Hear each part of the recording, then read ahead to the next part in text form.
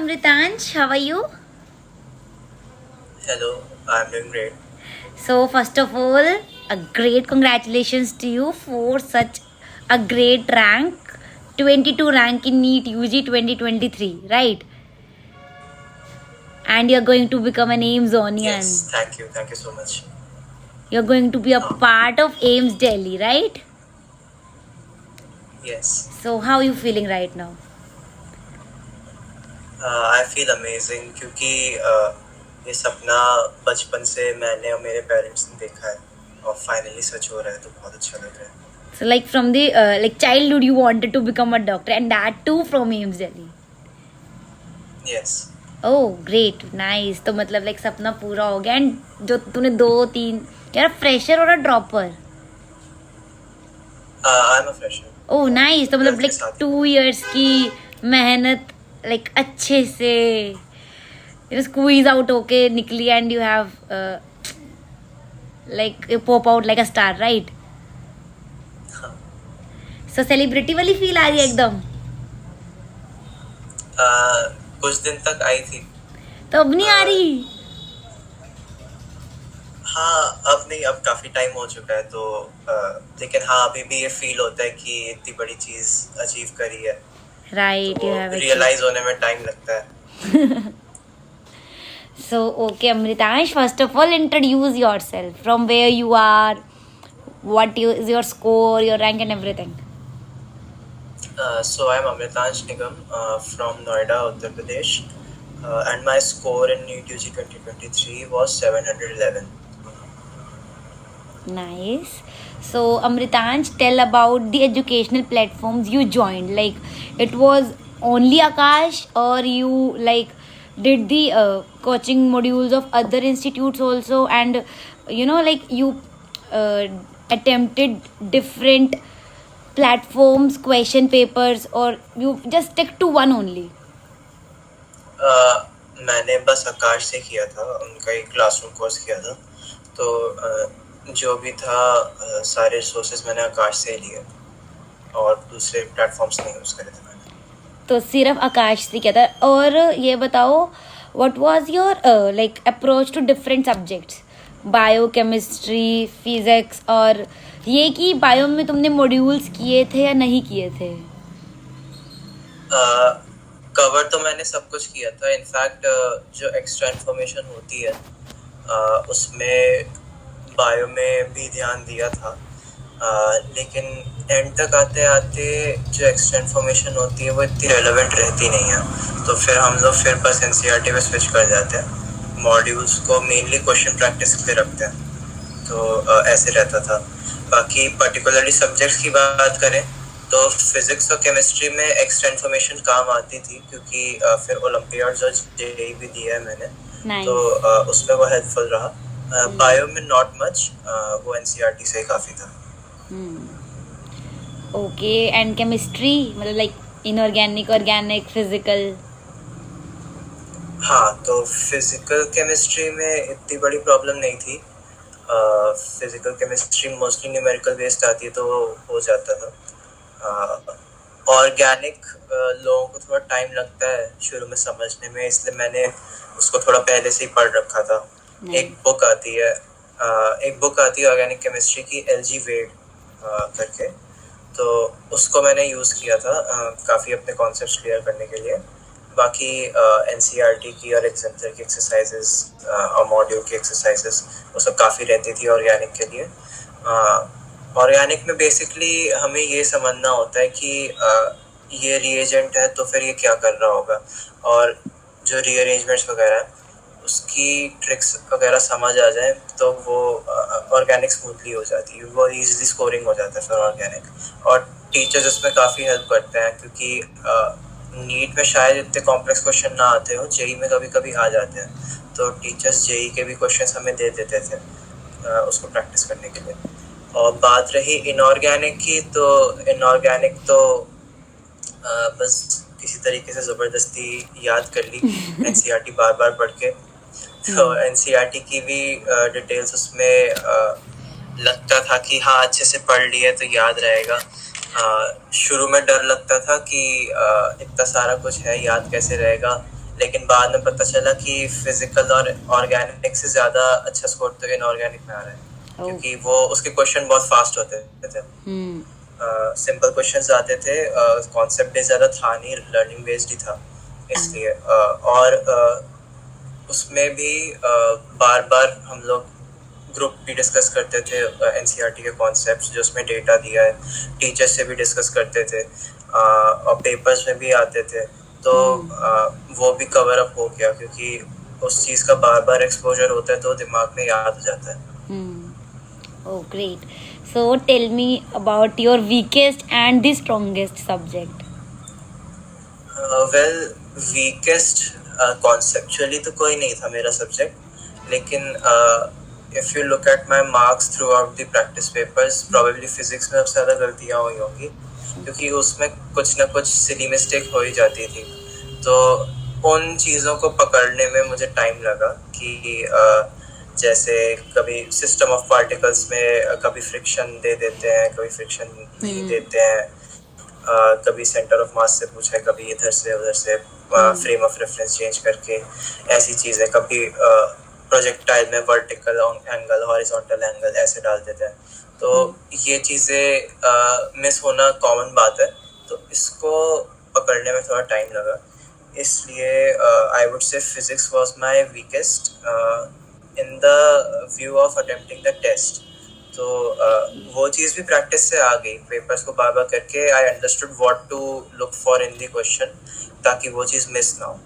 And strongest side से शुरू से बायोलॉजी था, ऐसा कोई स्पेसिफिक प्रेफरेंस नहीं कि बॉटनी ज़्यादा अच्छी थी या जूलॉजी ज़्यादा अच्छी थी, पढ़ने में ऑफ कोर्स जूलॉजी ज़्यादा अच्छी लगती थी, लेकिन पेपर के टाइम दोनों में ज़्यादा वेरिएशन आता नहीं था।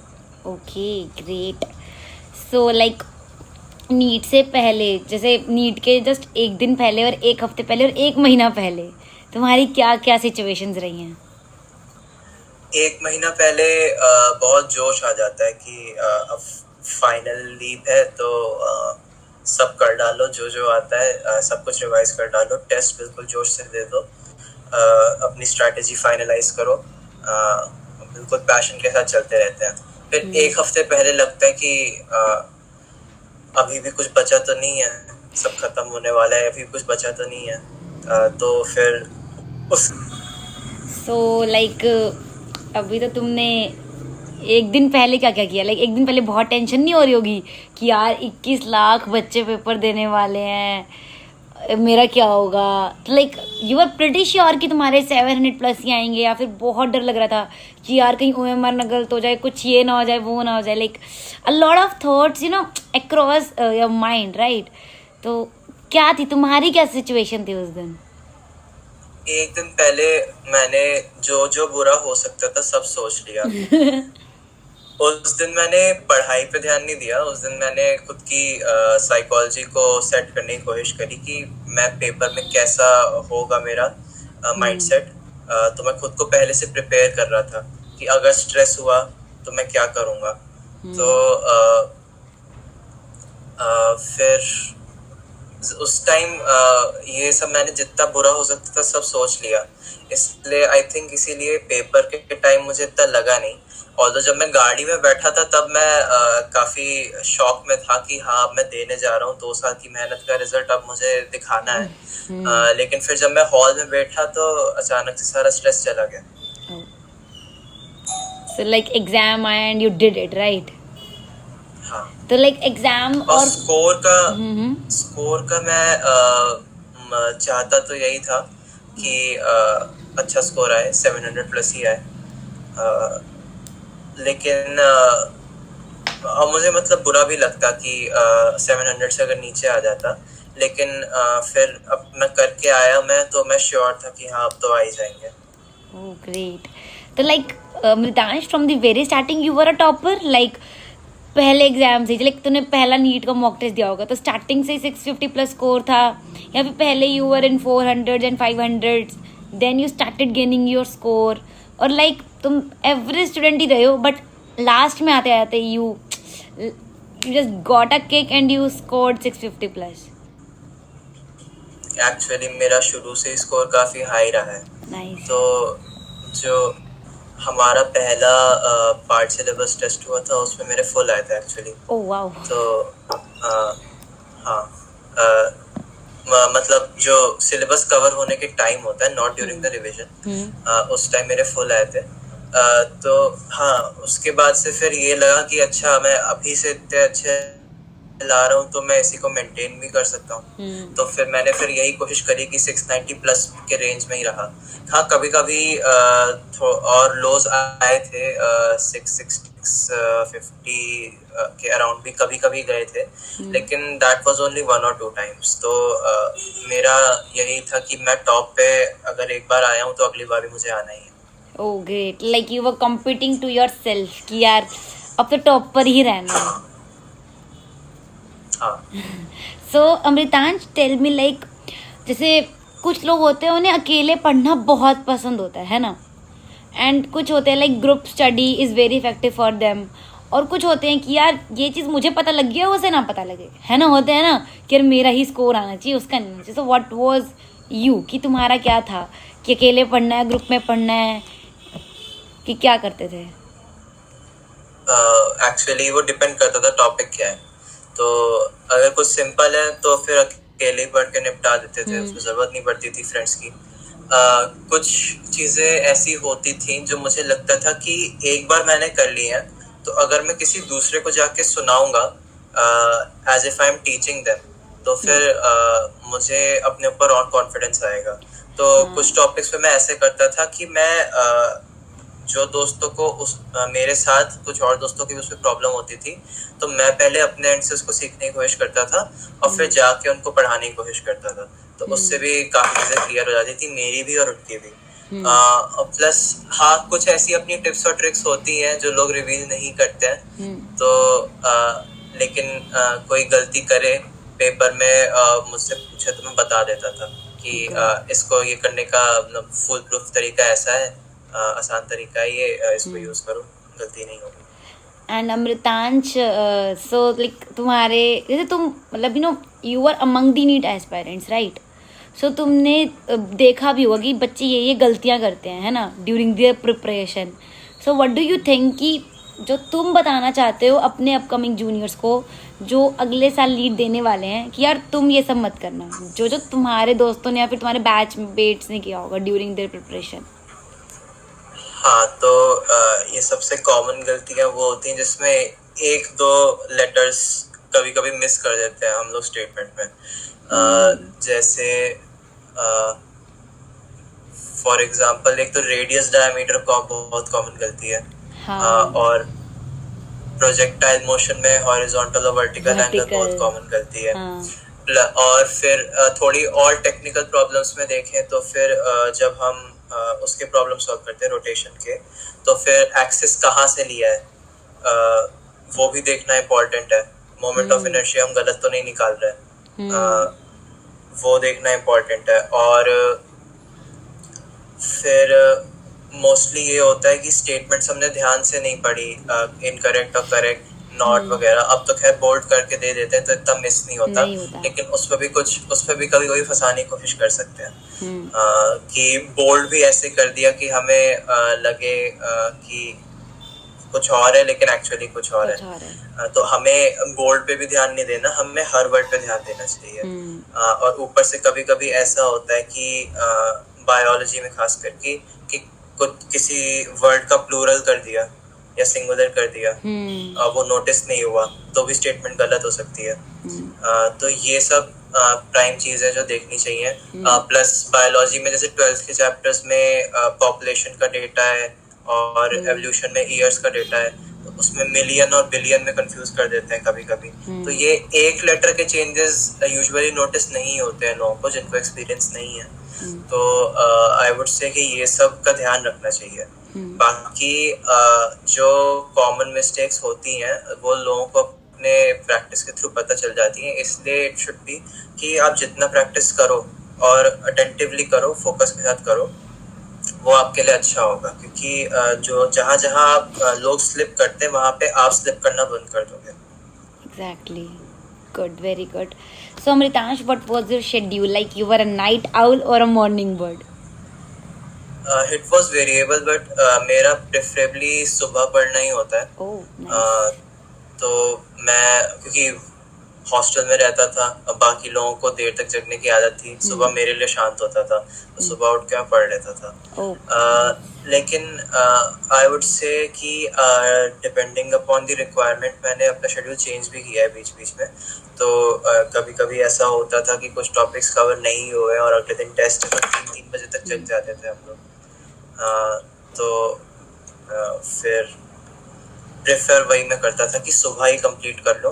और मोस्ट इफेक्टिव मेरी स्टडी होती थी ड्यूरिंग द इवनिंग टाइम, मतलब चाय वगैरह पीने के बाद और बिफोर डिनर, तो उस टाइम मेरा स्टडी मोस्ट इफेक्टिव होता था। बाकी कुछ लेफ्ट ओवर्स होते थे तो वो खाने के बाद कर लेता था। और फिर मैं ऐसा नहीं था कि तब भी बहुत जल्दी सोता था, 12 या 1 बजे ही सोता था, लेकिन नॉट दैट कि मैं सुबह सुबह 4 बजे तक जग रहा हूँ, वो बहुत रेयरली हुआ है। Okay. So Amritansh, tell me, like, you had been a bookworm throughout your journey, or you were engaged in something like any hobby, playing badminton, cricket, or anything that was helping you to calm down from the stress? अपने batch में लोग मुझे सबसे ज्यादा पढ़ाकू मानते थे, लेकिन मैं खुद को ऐसा एस्क्राइब नहीं करता। लेकिन हाँ, मुझे शौक है पढ़ने का, लेकिन ऐसा नहीं कि मैं पूरे टाइम बुक्स में ही लगे रहता हूँ। Actually I love to play guitar, तो मैं हॉस्टल जब गया था तो वहाँ पे अपना गिटार और एम्पलीफायर भी ले गया था। तो स्ट्रेस रिलीविंग मेरे लिए वो सबसे अच्छा था। और फिर कभी कभी पॉडकास्ट सुन लेता था वॉक करते करते, कभी कभी फ़ोन पे गेम्स खेल लेता था। और इनफैक्ट वहाँ पे इतनी ज़्यादा पढ़ाई हम एनसीईआरटी की कर रहे थे तो दिन भर में पढ़ाई का कोटा एक्सीड हो जाता था, तो नॉवेल्स भी नहीं पढ़ पाया मैं। वहाँ पे प्रैक्टिस छूट गई मेरी नॉवेल्स पढ़ने की, जो मुझे पहले से शौक था। कोर्स का ही पढ़ते रह गए, तो एक ये हॉबी छूट गई थी मेरी, बाकी I try to keep up. So हाँ। So like ऐसे तुमने कहा कि तुम हॉस्टल में रहते थे, राइट? तो तुम 2 साल completely hostel, like you never went to your home, like कभी तो नहीं, ऐसा नहीं है। 1 साल तो हमारा कोविड में ऑनलाइन ही निकल गया कोचिंग में। तो उसके बाद the next year we went to hostel, तो 1 साल मैं रहा हॉस्टल में। एंड बीच में हॉलीडेज होती थी तो आ जाता था।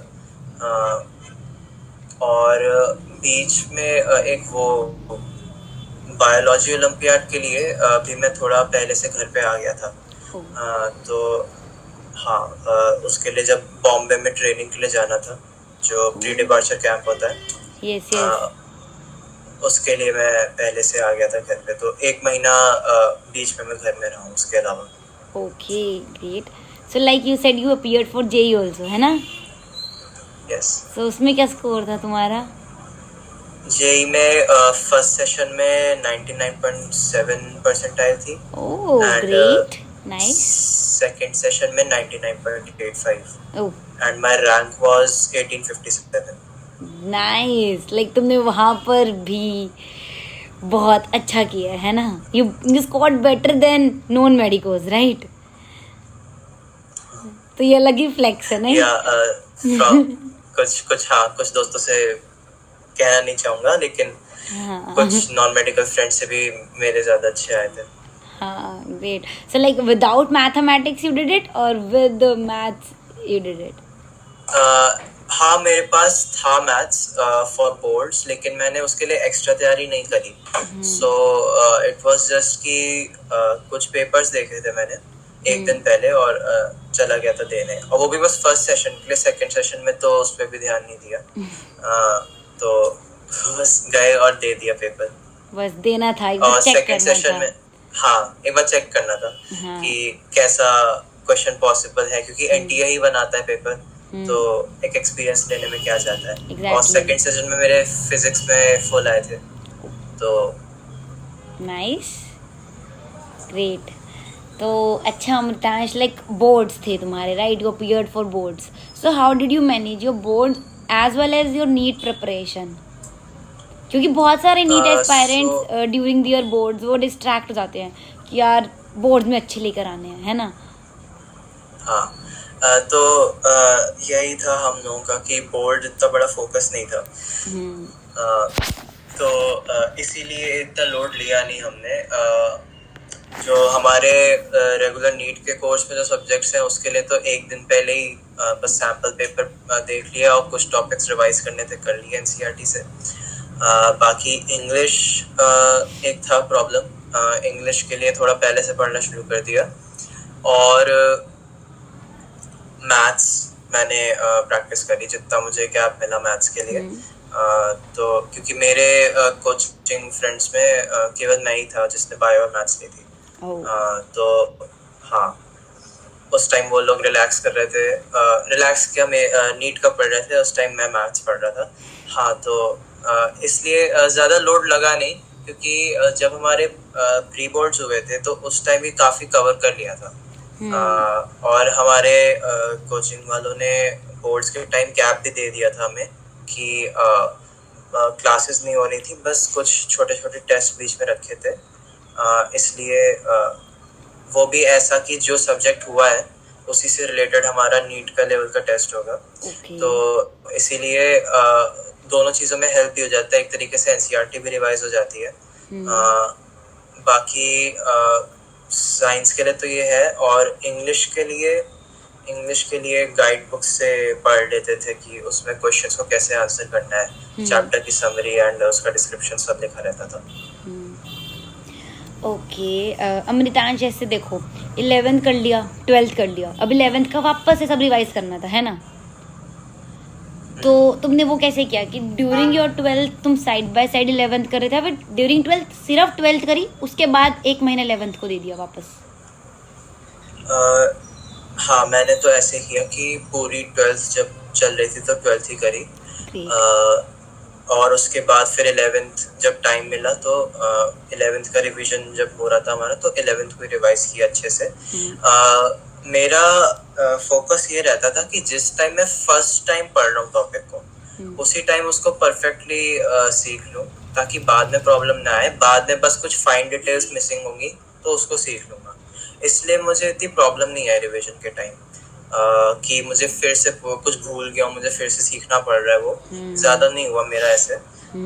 इसलिए मुझे इतनी मुश्किल नहीं हुई। लेकिन मैं यही सजेस्ट करता हूँ लोगों को, और मैं भी शुरू में यही चाहता था कि ऐसा हो कि दिन में एटलीस्ट आधा घंटा निकाल के कुछ 11th का ऐसा टॉपिक रिवाइज कर लूँ जो भूलना ज़्यादा आसान है। जैसे प्लांट फिजियोलॉजी के कुछ टॉपिक्स हैं, mineral nutrition, plant growth, hormones वाला, और फिजिक्स में जैसे सिस्टम ऑफ पार्टिकल्स के फॉर्मूले हैं, और केमिस्ट्री में इनऑर्गेनिक थोड़ी थोड़ी देख लिया करें। ऑर्गेनिक के कभी कभी 11th में तो इतनी है नहीं, लेकिन फिर भी थोड़ा बहुत रिवाइज कर लिया करें। तो ये भी एक अच्छी बैलेंस स्ट्रेटेजी है कि हम दिन का आधा घंटा 11th को दे दें 12th के साथ साथ। वो 12th को भी इतना हार्म नहीं करेगा और 11th भी आपका साथ में कवर होते रहेगा। Good, very good. So like what was your NEET attempting strategy? तुम मॉक टेस्ट को कैसे अटेम्प्ट करते थे कि पहले कौन सा सब्जेक्ट करना है, फिर कौन सा करना है, एंड फिर और OMR भरने की क्या स्ट्रैटेजी थी कि साथ साथ या फिर at the end of the exam के वो पूरा करने के बाद भरना है? तो मेरी पेपर अटेम्प्टिंग स्ट्रैटेजी थोड़ी चेंज करी मैंने ओवर द टाइम। तो जैसे क्या कहते हैं, शुरू में मैं ये रखता था कि बायो से शुरू करना है, botany zoology physics, botany zoology chemistry physics ऐसे चलता था मैं।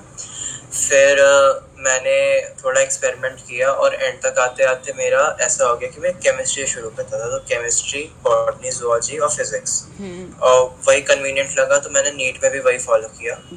और OMR भरने की स्ट्रेटेजी ये रहती थी मेरी कि पहले तो मैं डायरेक्ट भर देता था, लेकिन उसमें गलतियाँ बहुत होती थी।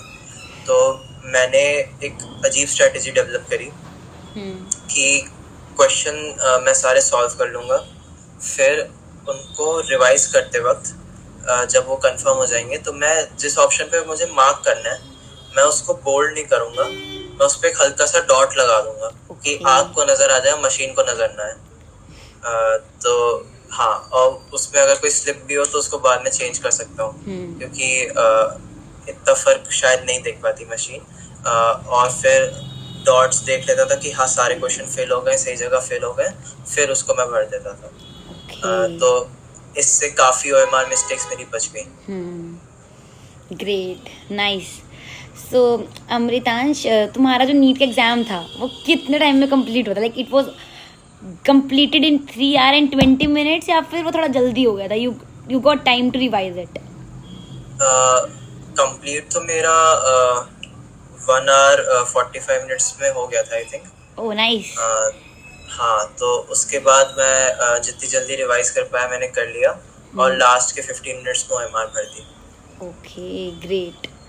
तो लाइक तुमने 1-1.5 घंटे में पेपर कर लिया था पूरा एकदम, then you revised it and then you filled the OMR।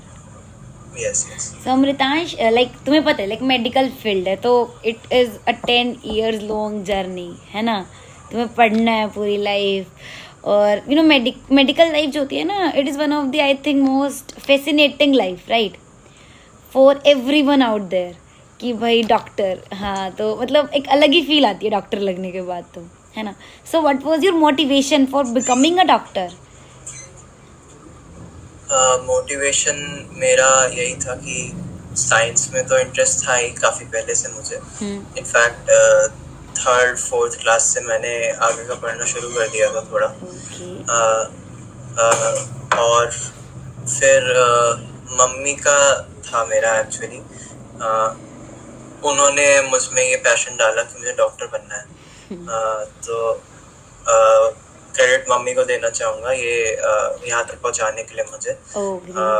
उन्होंने मुझे इंस्पायर किया कि कितना नोबल प्रोफेशन है एज अ डॉक्टर, कितने लोगों की हेल्प कर सकते हो, प्लस कितना एक्साइटिंग भी है। हाँ बिल्कुल, बिकॉज आई थिंक जो लाइक एक डॉक्टर यू नो फील कर सकते हैं through out his life the ups and downs, वो नॉन मेडिकल्स नहीं कर सकते, फॉर श्योर नहीं कर सकते, जो तुम इमरजेंसी में। फिर डॉक्टर की लाइफ में आपको ह्यूमन लेवल पे इंटरेक्शन करना है। इनफैक्ट कभी कभी आपको लोगों के साथ पर्सनल भी होना पड़ सकता है। एग्जैक्टली।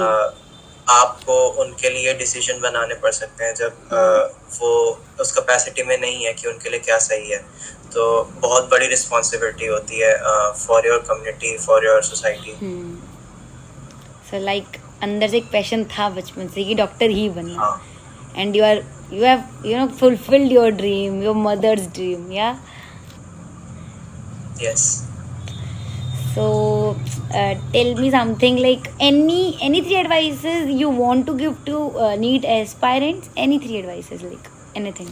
So advice मेरी यही रहेगी कि हम लोगों को ये लग सकता है कि थोड़ा अंडर परफॉर्म कर रहे हैं तो थोड़ा डिसहार्टेंड फील कर सकते हैं, लेकिन उसको बुरे वे में नहीं लेना है। उससे हम जो सीख सकते हैं हमें वो सीखना चाहिए, क्योंकि मिस्टेक्स को खुद को ब्लेम नहीं करना चाहिए मिस्टेक्स के लिए। मिस्टेक्स को एक अपॉर्चुनिटी की तरह लेना चाहिए कि हाँ ये मेरे साथ अब मेन पेपर में नहीं होगा, जब मैं नीट देने जाऊंगा तो ये गलती मैं वहाँ नहीं दोहरा सकता, क्योंकि एक बार मैंने देख लिया कि मैं कहाँ गलत कर रहा हूँ। पहली बात ये। दूसरी बात ये कि इट्स नॉट दैट कि you put in your full energy and make yourself tired तभी आपका पूरा होगा। आपको अपनी कैपेसिटी पे काम करना है, और अगर उस कैपेसिटी पे अच्छा रिजल्ट नहीं आ रहा है तो स्लोली आपको अपनी कैपेसिटी इंक्रीज करनी है। So the key is consistency, not intensity. आपको रेगुलर पीरियड्स पे काम करना है, एफिशिएंसी अपनी मेंटेन करके रखनी है। ऐसा नहीं करना कि शुरू में बहुत एनर्जी के साथ काम किया और फिर काफी देर के लिए थक गए, तो उससे ब्रेक आ जाता है। That is not good. इसलिए आप एक particular small amount of time के लिए काम करिए, फिर थोड़ा ब्रेक लीजिए, रिफ्रेश होइए, फिर एक स्मॉल अमाउंट ऑफ टाइम के लिए काम करिए, तो उससे आपकी एनर्जी मेंटेन रहेगी और जो आप सीख रहे हो वो भी डिस्टर्ब नहीं होगा। Exactly, great, nice, very nice. So Amritansh, you said कि तुम्हारा 711 स्कोर है, right? So you left one question and you attempted a question wrong, है ना? हाँ। सो एक कौन सा क्वेश्चन आपने छोड़ा और एक कौन सा क्वेश्चन आपने गलत कर दिया इन विच सब्जेक्ट? एक्चुअली दोनों ही केमिस्ट्री में गड़बड़ हुए थे। ओके। तो क्योंकि केमिस्ट्री थी भी इस बार काफ़ी प्रॉब्लमेटिक, सो जैसे केमिस्ट्री में मेरा वो वाला मिस हुआ था, एक्टिवेशन एनर्जी का क्वेश्चन, क्योंकि हमें क्लास उसमें ये था कि एक्टिवेशन एनर्जी 0 हो सकती है कि नहीं। तो हमें क्लास में पढ़ाया गया था कि कुछ रिएक्शंस होती हैं जिसमें 0 एक्टिवेशन एनर्जी होती है, लेकिन नीट ने उसको नहीं माना और इसलिए मैं डाउट में आ गया कि नीट क्या आंसर देगा एनटीए।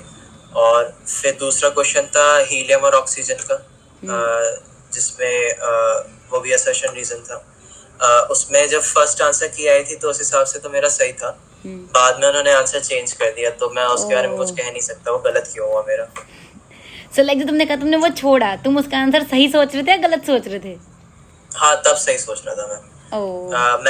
मैं यही मान के चल रहा था कि एनटीए नहीं अज्यूम करेगा कि 0 एनर्जी रिएक्शंस होती हैं, तो उस टाइम मैं सही सोच रहा था। अगर मार्क कर देता तो हाँ मेरे आज 716 होते, सॉरी 715 होते। हाँ but nothing to regret about, you are still at उसमें दिस कोई रिग्रेट की बात नहीं है। हाँ, it's okay. In fact I am lucky कि मैंने वो क्वेश्चन नहीं अटेम्प्ट किया, अगर कर देता बाई चांस गलत हो जाता। हाँ, सो 710 पे लोग इवन 50 रैंक के पीछे भी हैं। एग्जैक्टली। एम स्लिप होने के चांसेस थे चांसेस। सो यार जो होता है अच्छे के लिए होता है, राइट है ना? तुमने सही किया, वो क्वेश्चन छोड़ दिया, you were lucky enough. So Amritansh, all the best for your future. You're going to become a very great doctor and you're going to be a part of, a very famous institute, a very renowned university, right? So all the best for your future. May you become a very great doctor.